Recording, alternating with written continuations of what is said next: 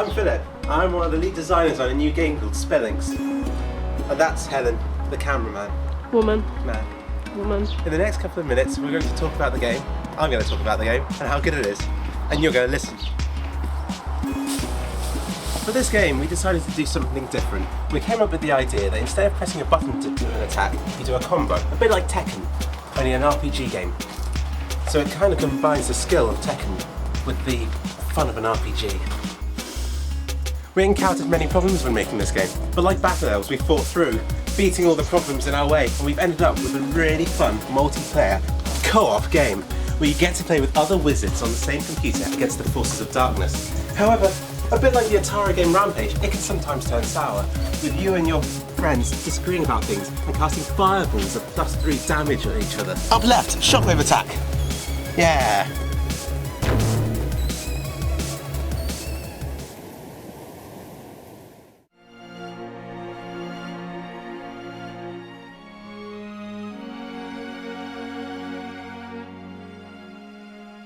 Hi, I'm Tom. I did all the graphics for the game.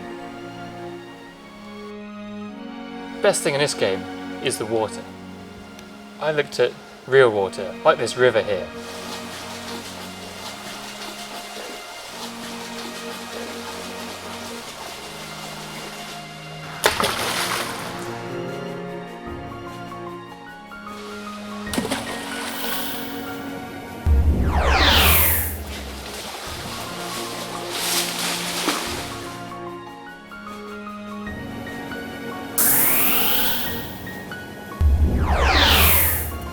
In fact, from an early age, about 5, I've spent my entire life perfecting water in games. And that's what I've done in this game. Another great thing we've done in this game that we haven't done before is to use hardware acceleration, particularly refraction. It makes everything look a lot better, particularly on the spells. For example, look at this rock I've got here. If I chuck it in the water, look what happens.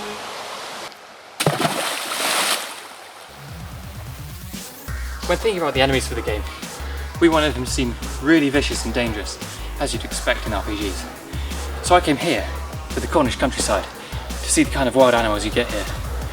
And this is what I found. And that is exactly what I modelled the enemies on.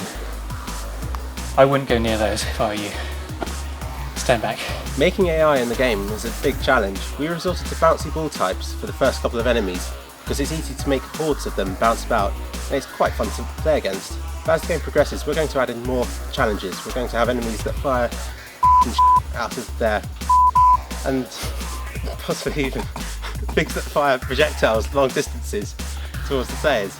This will keep the players on their toes and will prevent them from creating strategies that will enable them to complete the game with minimal effort.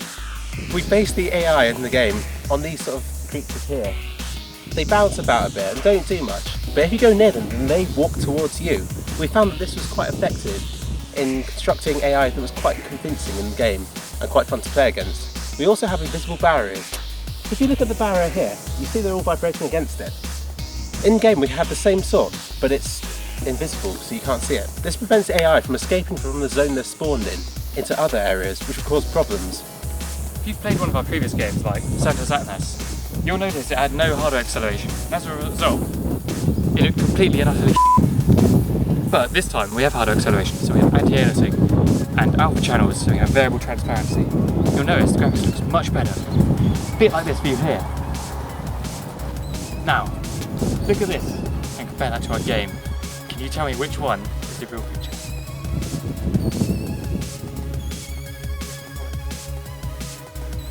Tom took this project very seriously.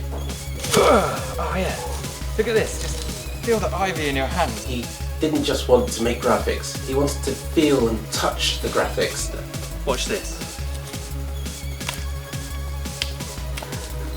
This game wouldn't have been half the game if he hadn't done this. So technically he's made more of the game than I have. Oh yeah.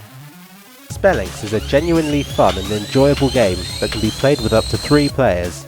It brings back the fun that so many recent overly complicated games have lost, but at the same time it retains the satisfying feel of teamwork and rivalry. The game is still in its early stages, but we plan to increase the number of spells available and to expand on the size of the world. There will be quests to do, distant tombs to raid, and all the nerdy things that games of this genre are so good at. Once you learn the spell combination in your head, you can cast it whenever you like. With spells of up to 10 combinations long, we have over 1 million combinations to play with. Show off to your friends once you've learned all of the spells in a certain profession. Amaze them with the super complex shockwave spell. Set them on fire just before they defeat the final boss. We're going in. They're very unstable. They're a bit like bouncing heads in the game. And the dogs, they run a lot faster than the character.